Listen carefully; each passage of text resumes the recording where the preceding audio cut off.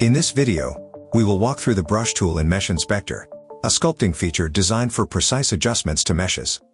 Go to Mesh Edit and select Brush. You will see 5 available modes, each with its own set of parameters. We begin with Add, which lets you build up material on the surface. Let's refine the shape of the front tooth by correcting the ridge.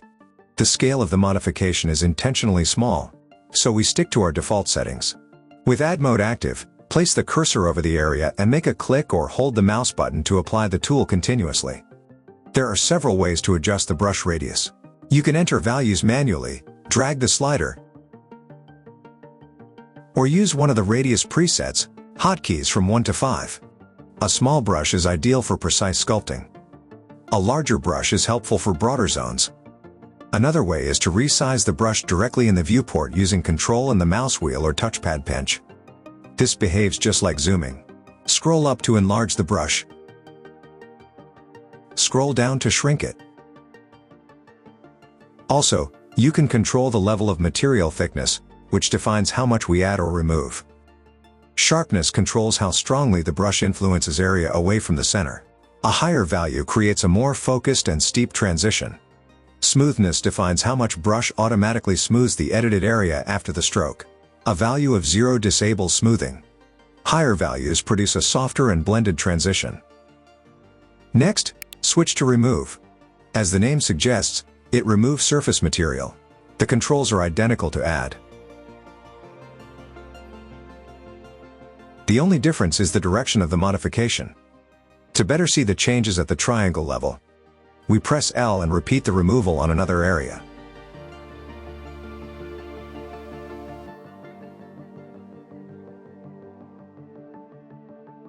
Now let's move to Smooth.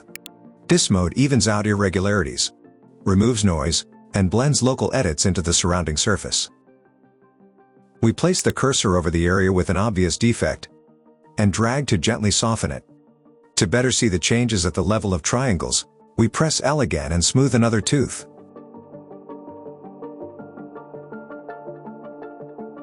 Next is Deform, which moves the existing surface without adding or removing material. It shifts the highlighted region while preserving a smooth connection to the surrounding geometry.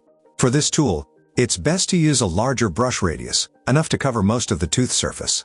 This mode allows you to gently reposition or nudge an area in a way that resembles real sculpting.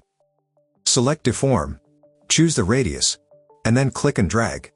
The surface follows your cursor, making it easy to correct alignment issues or redistribute geometry across a wider region. The final mode is Patch, designed for quickly repairing small to medium surface defects. Patch works by cutting out the damaged region and regenerating a new triangulated surface inside it. Select Patch, adjust the radius, and click or paint over the defective zone. Brush removes the selected area and replaces it with a clean patch. This tool is ideal for local artifacts commonly found in scans. However, for very deep or large holes, we recommend using the dedicated hole filling functionality instead. Patch is optimized for shallow surface repairs. Finally, enable Show Changes Map to highlight the areas affected by your brush interactions. This adds a color overlay that makes it easy to track where modifications were applied. Thanks for watching. If you found this video helpful, like and subscribe. More MeshInspector guides are coming soon.